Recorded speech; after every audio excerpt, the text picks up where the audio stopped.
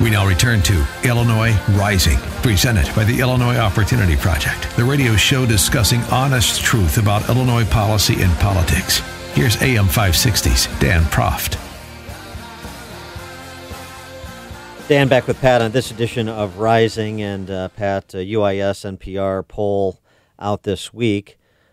Question they've been asking for a couple of years now, or that different polling outfits have been asking for a couple of years, with the exodus from Illinois not seen in scale since the Israelites fled Egypt, is you want to stay or you want to go? What's a bigger indictment of a state or a community than people are desperate to get out? So back in 2015, 47% of Illinoisans, according to a Paul Simon Institute poll, wanted to leave. Nearly half the population. That was the highest in the nation, and it wasn't close. It was like double second place, which was Connecticut. The UIS NPR poll this week, 53%. Now we're over a majority saying they've considered leaving the state. The reasons they gave for leaving: lower taxes elsewhere, almost 4 in 10. Another 15%, better job opportunities. Another 15%, unhappiness with state government and politics. So basically, you've got a supermajority of residents who are saying it's the economic and political climate, and the political climate that influences the economic climate the reason I want to get out of here. It's not because I want to leave. It's not because I don't like the state. I don't like Chicago. It's amenities, the friends and family that I have here. It's strictly the politics that have decimated the state's economy and my ability to make it make sense to live here in terms of the cost for the quality of life. Yeah, and I think inertia and what you just mentioned, family and roots, is what is keeping people here. I think if it was a zero-sum game, I think you'll see that people that come in who don't have those roots leave probably much more quickly, because from a pure economic life perspective, it's a bad trade-off than to go somewhere else. So what's keeping them here are their roots, are their contacts, are their love for the past and their institutions and the community and the church and whatever else. And you know, that's only going to last so long, because so many people who leave, who finally tear off the Band-Aid and go, say, yeah, God, I can't believe it took me so long to go. And so I think that's what's being faced if policies don't change. Ultimately, you're going to even lose a lot of the diehards. For more on this topic, we're pleased to be joined by a gentleman who is an expert in the space of economics and markets. Also is an example of what we're talking about, a Chicagoan who moved to Northwest Indiana. He's Scott the Cow Guy Shalady, Fox Business contributor. Scott, thanks so much for joining us. Appreciate it. No problem. Hey, so, why don't you just start before we get into your professional expertise, just your personal story. You are a Chicago native. You went on to a storied football career at the University of Colorado. And then you came back, and you've been in the markets ever since as a professional. But you left Chicago for Northwest Indiana. Why? Well, it was fortuitous. I mean, I had the choice to make a choice. I got divorced, and I had to make a question. Answer a question: do I want to stay and continue to pay the taxes that I was paying, and they were over $30,000 per year? Or do I, make a move and vote with my feet and lessen the burden on a guy that just was newly divorced? And so you just do the math on the back of a matchbook, and there wasn't any good reason. There was nothing compelling. It was actually overwhelming to make that move. And you save, number one, in taxes. Number two, you save the cost of living is incredibly much more advantageous in Northwest Indiana, and you're only just as far as away as you were if you were living in Naperville or Wheaton. So I really, as much as I still have a lot of family in the western suburbs, Glen Ellen, Naperville, and Wheaton, and they're counting the days until their children get out of high school so that they can make the move that I made. And we're all planning to meet somewhere between the state line and New Buffalo, Michigan. So it has been it's been a great thing for me, and I know friends of mine that did very well, but as electronics displaced them down at the Chicago Board of Trade and kind of put them out of work, they became, or at least one gentleman became, a realtor just over the border in Indiana, and he's never done better financially in his entire life, including the years that he was doing well at the CBOT. So everything I see and hear, and then everything I see when it comes to my checkbook, it is overwhelming. So it's been great, and I don't regret it at all whatsoever. So, Scott, obviously the national picture economically has picked up considerably. The stock market is going crazy. The unemployment is at historic lows for all sorts of groups. And there's a lot of optimism, business optimism, small business optimism. That's 4% GDP growth in Q2. Right. So we're seeing all this incredible, almost historic economic good news that's bypassing Illinois. And as you said, what's the reason for staying? That's why you left. That's why people you're talking to are thinking about leaving. What is there anything that can be done? And if so, what can be done? What policies should be changed? Are those policies realistic in this political environment, or should we just say, screw it, let's all get out of Dodge? Well, I mean, that's happening.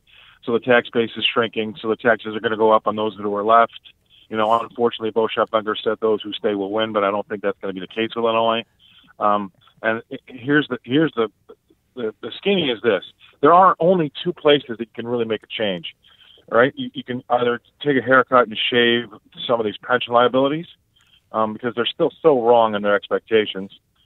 Or number two is they're going to go after the single biggest store of wealth in the state, which is real estate. And, I mean, they've already done that to some degree, but that's only going to go up more, and it's probably going to go up more. That's going to be a geometric rise, not an arithmetic rise. And so my problem is, or my fear is this, is yes, housing prices are higher. That's going to help the state, and they're maybe going to be able to claw back some of that revenue. But at the same time, house prices, as far as rising, are slowing in the rate they're rising. So they're starting to slow down their rate increases, which means that this thing could get a little toppy here, and especially in Illinois, you could see that thing roll over where things start to get cheaper, and I think that's already starting to be the case in some, in some suburbs. So they've been really, and we're not back to pre-bubble bursting levels either. I mean, so our recovery's been the slowest of major metropolitan areas in the country because of exactly what you're describing, which is property tax rates as a percentage of home value that are 2, 3, 4, 5 times what they are in Northwest Indiana. Right. And so, I mean, those are the only two real big things that you can really make a difference. I mean, without being overly dramatic, and I'm not, but I mean, on paper, it's over. I mean, that's the problem. I mean, I'm not sure you can get out of this problem because we've got something like 7,000 taxable municipalities or government entities in the state of Illinois, and states that have our population or bigger, like Florida and Texas, have 1,500 each, roughly 1,600 each. So we are continually pouring money into government entities that are often duplicitous or obscure and don't do anything anymore.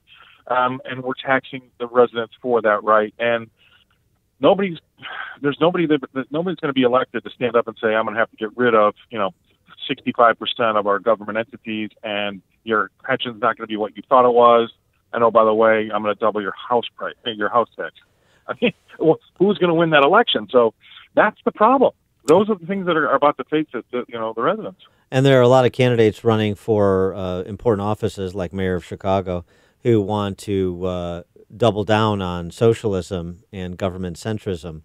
And so play out the worst case scenario with me, if you would. I mean, this has been bandied about for a while. A 1 or 2% of home value property tax increase citywide or statewide to pay unfunded pension liabilities, or a LaSalle Street tax on financial transactions. What is the worst that could happen with continuing down this path of tax and spend and borrow and spend? I mean, could you imagine, for example, the exchanges pulling out of Chicago and taking so much of the insurance and financial services businesses with it? No, I can't. However, it's never been easier. I mean, the state's got no leverage. Everything has gone so technologically, advanced. It's just a flip of a server switch, and we moved the servers from Aurora to Pensacola, right, over a weekend. They'll lose all of that revenue, and a lot of those places anyway have gotten sweetheart deals for tax purposes, also. So it's very hard for me knowing where you can derive revenue from, coming up with anything that's going to get anybody out of trouble, because there's so many people that will be collateral damage when they really find out what's in their pensions. And unfortunately, that's going to be one of the biggest things that they're going to have to do. They're going to have to wake up and say, oh, by the way, Grandma, you thought you were going to have X. It's only 20% of X. And we're going to have that be the case, or there's going to have to be some sort of bailout, because there's just no way we can we can't grow our way out of this, all right? So if we can't grow our way out of it, let's try to cut our way out of it. Nobody's willing to cut, just like Dan said. Everybody that's running right now for any office is running for status quo. So that's not going to happen. So if they're not going to cut their way out and they can't grow their way out, they're going to have to get bailed out. And where's that bailout coming from? The federal government, and then you'll have Connecticut and California and half a dozen other states right behind us. I mean, who's coming? I mean, this whole the bailout cavalry is just over the hill from D.C. to help us. I don't see it. Well, that's the only plausible. I mean, there is no other answer. I mean, unless you just have this nuclear button where you say, okay, there are no pensions, and everybody's going to have to double their house tax for 5 years, and then we'll be done.